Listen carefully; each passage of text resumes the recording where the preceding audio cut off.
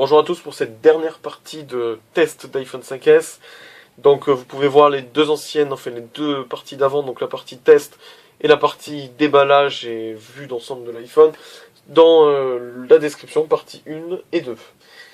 Donc tout de suite on va le comparer à un iPhone 4, cet iPhone là. Voilà. 4, 4S, 4, bref. Donc alors si vous en avez un iPhone 3G, 3GS, 4 ou 4S, je pense que pour 200 € de plus, il faut mieux quand même prendre cet iPhone 5. Alors, pourquoi? Tout simplement, je vais vous le dire, parce que...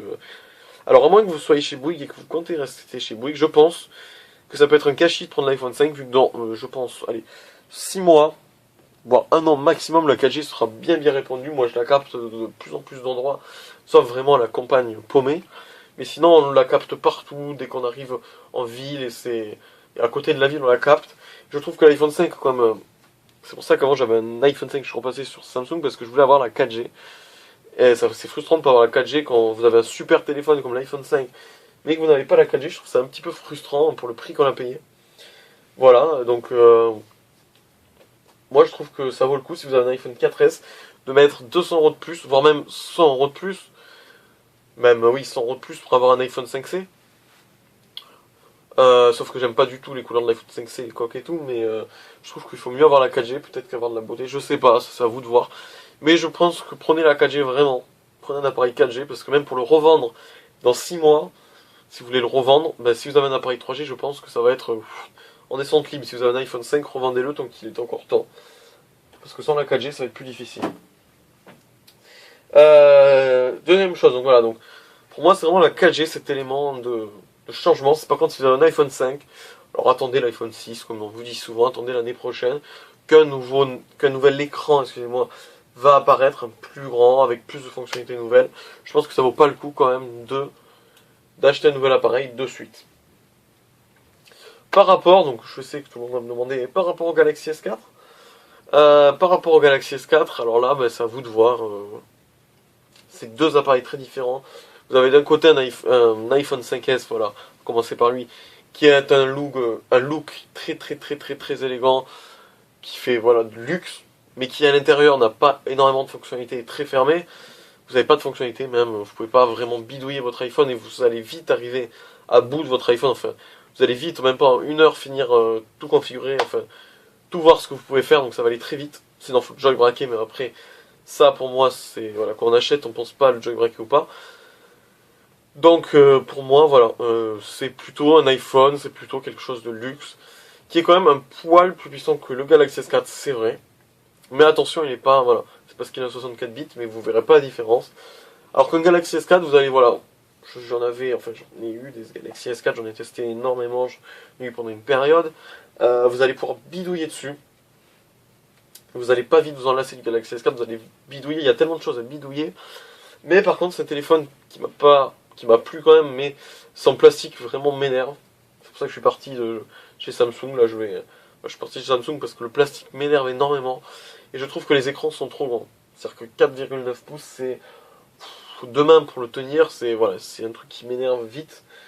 Voilà pourquoi je suis parti de Samsung. Mais après, pour bidouiller, c'est beaucoup mieux qu'un iPhone. Si vous êtes bidouilleur, vous passez beaucoup de temps sur votre téléphone, que vous n'avez pas forcément besoin de vous cacher quand on est en cours pour l'avoir, que vous bidouillez beaucoup, que vous aimez bien bidouiller, voilà, que vous aimez faire des choses, changer des choses, orientez-vous vers un Galaxy S4 sans aucune... enfin, sûr même, hein. Orientez-vous vers un Galaxy S4. Si par contre vous voulez plutôt avoir un téléphone qui fait plus joli dans les mains, plus luxueux, mais que vous l'utilisez pas à fond, que vous l'utilisez juste pour faire du Facebook, des SMS, de la vidéo, alors là je vous conseille plutôt de prendre un iPhone 5S, ou un iPhone 5 pour le look. Voilà, mais non, l'iPhone 5S, qui est voilà. Après, c'est vraiment chacun son avis, mais je pense que dans ce cas-là, il faut prendre l'iPhone 5S. En fait, on va dire qu'en fait, c'est du haut de gamme, l'iPhone 5S et le Galaxy S4, mais ça ne joue pas exactement dans les mêmes catégories. On en a un, voilà, juste en bref, pour bidouilleur, pour s'amuser, et de l'autre côté, on a plutôt un truc de luxe, où on a envie, voilà, d'avoir un petit truc de luxe plus joli, avec des matières nobles. C'est comme si on pouvait la comparer à des montres même prix, par exemple des montres en or super belles qui vont faire qu'horloge et chronomètre. Et vous avez d'autres montres comme des montres où vous pourrez faire plein de choses, je sais pas, écrire dessus et tout, qui vont coûter très cher aussi, mais qui seront pas pour la même chose. Voilà à peu près comment je pourrais, comparer ces deux choses. Donc on va finir voilà, sur ses points forts et ses points faibles. Donc on va commencer par ses points forts. Alors les points forts de cet iPhone 5S.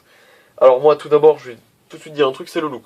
Voilà. Moi si je dois acheter un iPhone 5S, je l'achète. Enfin moi ce qui me donne envie de l'acheter c'est le look. Heureusement qu'Apple ne se loupe pas sur ça parce que vous n'avez pas d'autre chose de point fort. Le look. Après on va parler de le lecteur d'empreinte digitale, même si ça marche pas très bien, ça marche quand même.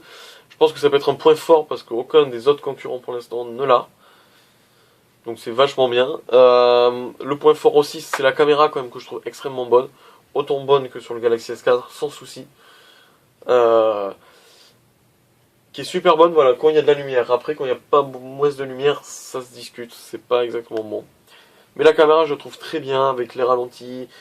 Tout ça, fait vraiment, pour moi, c'est un élément fort, ce qui en fait a été changé sur cet iPhone. L'élément fort, qui peut être un point faible aussi, c'est son 4 pouces, qui est pour moi, voilà, qui est la taille idéale avec du 4,2. Franchement, c'est idéal, c'est vachement bien. Le point fort aussi de cet iPhone, donc, c'est que vous avez plein de coques à acheter partout. Voilà, sachant que l'iPhone, il y a environ 75% des coques qui sont pour iPhone. Vous allez dans un magasin, vous trouverez forcément des accessoires iPhone. Donc, vous n'allez pas avoir de souci à vous faire comparé à un Galaxy S4 qui est en train de rattraper, mais qui a moins de choses. Son point fort aussi, pour moi, c'est l'Apple Store, qui est quand même bien garni, qui est encore mieux garni que ses concurrents comme Android ou Windows Phone. Voilà, ses points forts, je pense pour moi, je crois que j'oublie rien. J'aime beaucoup aussi son câble Lightning, alors c'est vrai que ça coûte super cher, mais alors vraiment, je suis content, franchement, le micro USB se fait vieux pour moi, et je trouve que c'est vachement... Enfin, je l'aime beaucoup, pourquoi? Alors parce qu'on n'a plus besoin de regarder comment on le branche, ça se branche dans les deux sens, c'est vrai que ça peut être pas mal. Après, c'est vraiment... c'est sa vie, voilà, je crois, que c'est tout pour les points forts. Alors les points faibles. Alors les points faibles, c'est son... Alors, vous allez me dire, mais pourquoi? C'est son processeur 64 bits. Alors pourquoi c'est un point faible pour moi? Parce qu'en fait, ce processeur 64 bits ne pourra pas être utilisé parce qu'il n'a que 1 Go de mémoire, de RAM quoi, donc il ne pourra pas être utilisé. Par contre, j'ai oublié un point fort, c'est les deux puces quand même. On a deux puces dans cet iPhone, donc c'est quand même un grand point fort. Pour autonomie. Point faible, j'ai envie de dire autonomie, même si, il commence à... Enfin, je trouve qu'il est quand même bien. J'ai fait des comparatifs VS des Galaxy S4. Et ben ça tient à peu près pareil, hein. Malgré ce qu'on dit quand même, je trouve qu'il y a une grande amélioration. Et je trouve ça vachement bien. Mais c'est quand même un point faible pour moi, parce que l'autonomie, quand même en dessous de la moyenne du marché. Son point faible aussi, c'est donc son OS, qui est pour moi encore beaucoup trop fermé, même si avec iOS 7, ils ont essayé de faire quelque chose de bien plus ouvert. Mais bon, c'est toujours pas ça. Je félicite Apple pour avoir fait du renouveau, mais bon, pour moi, c'est pas encore tip top. Cet OS, trop de couleurs, trop flash, trop fermé, et pas assez de choses à faire. Voilà pour ces points faibles, je crois que ça va être tout. Bon, après, on va passer Siri, qui est quand même une super bonne chose. Plan qui est en train de s'améliorer. On peut plus dire que c'est un point faible. Je crois que c'est tout. Après, on a quand même une belle interface. Hein. Ça ressemble vraiment. Voilà, ils ont essayé de faire voilà, de l'univers. L'impression d'univers.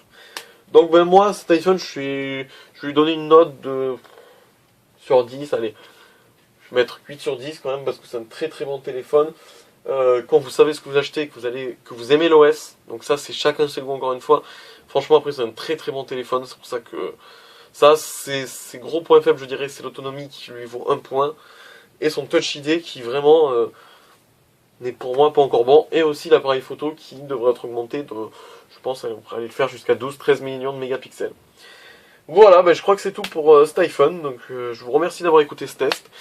Et donc comme je vous l'ai dit, je vais vraiment essayer de faire un test de rapidité entre 4G et 3G dans les jours qui arrivent, voire même très bientôt. Ce test va être très vite disponible, voilà, vous aurez ça. Et le test VS iOS 7, VS iOS 6. Donc j'attends d'avoir un appareil sous iOS 6 et je fais le comparatif dès que possible. Voilà, merci à tous d'avoir écouté cette vidéo et je vous dis à la prochaine.